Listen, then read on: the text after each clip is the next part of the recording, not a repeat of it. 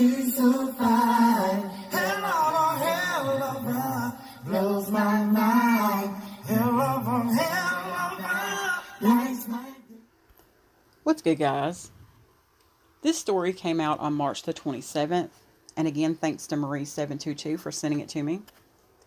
Bleached out and covered in cuts, police say murderer admitted storing dismembered bodies in tote bags and hauling them around for weeks. That's a picture of Sean Lannon, the man that's accused of doing that.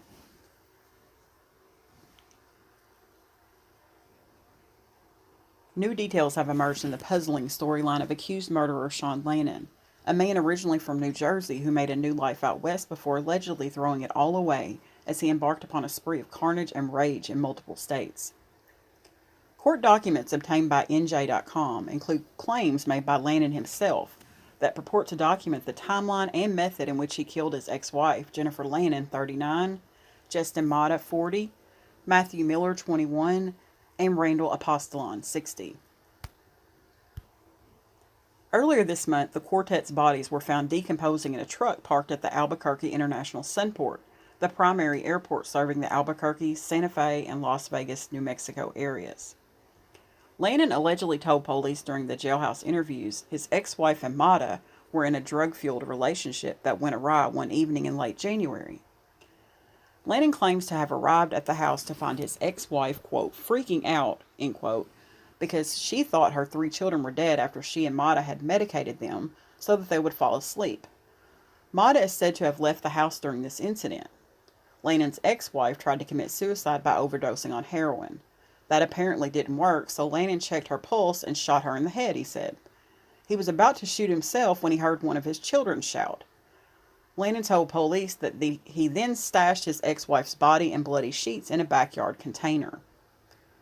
1 week after that, Lannon claims he lured Mata back to the house and shot him in the back of the head in the laundry room. Miller, who was allegedly the dead couple's drug dealer, was lured to the house over the course of the following week. Another shot in the back of the head, this time in the garage, dispensed with Miller, who Lannon was also accused of manufacturing child pornography involving some of his younger relatives and a man named Daniel Lemos. Lannon told police he then beat Miller to stop his gurgling sounds. Mata and Miller were dismembered with a borrowed electric saw and initially stored in plastic tote bags next to Jennifer's body. At some point, according to Lannon's alleged jailhouse confession, he moved out of the house and transported his collection of corpses to a friend who also lived in Grants, New Mexico, by this time having transferred each body its own plastic storage bin. Then he moved the bins to Albuquerque, where they were stored inside of a vehicle adjacent to a different friend's apartment. According to the Albuquerque Journal, police subsequently interviewed 3 different Albuquerque women who said they allowed Lannon to store some of his things inside their storage sheds earlier this year. It is currently unclear if the bodies made it to any of those sheds. One woman said that Lannon had arrived with his children, quote, all bleached out, end quote, that he was covered in bleach from the waist down, his hands covered in cuts and blisters, that he had a gun on him, was into, quote, weird shit, end quote, and was using methamphetamine at the time. As for Apostolon, Lannon claims to have hired him to move the bins into a storage unit, but balked when he was quoted a higher price than initially agreed upon. Lannon says Apostolon, quote, was going to make him take the containers, end quote, out of his truck and was killed in reprisal. This final New Mexico murder, police say, occurred on the same day that Lannon was questioned for the second time by police over his ex-wife's disappearance. During an initial interview in early February, Lannon said that Jennifer and Mata had run off together in order to obtain drugs, most likely from Miller, but that he expected both to return. The 47-year-old was questioned by police again in late February and again denied any culpability in the disappearances, specifically denying killing anyone. This time he told police that he was taking his children to New Jersey to stay with relatives until he could find a house in Albuquerque. Lannon was released a second time and did make it to New Jersey, where he is currently being held. While in the Garden State, Lannon allegedly bludgeoned his former mentor, Michael Dabkowski, 66, to death over allegations that the elder man molested him while serving as his big brother during the 1980s.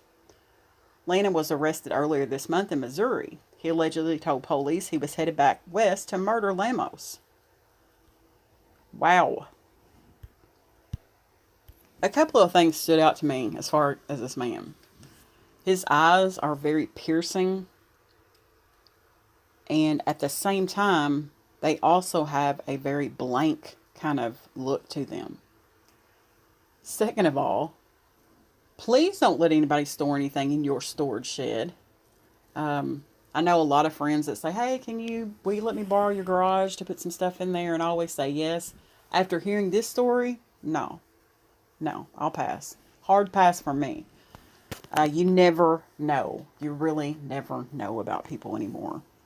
So this, I read a story yesterday regarding this guy, and it said that he had allegedly confessed to police that he had killed 16 people.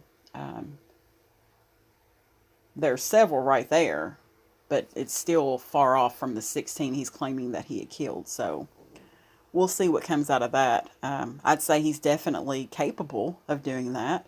Now, whether or not he's telling the truth or not, I guess time will tell. But wow, I'm going to end the story on that note. Thanks for watching, guys.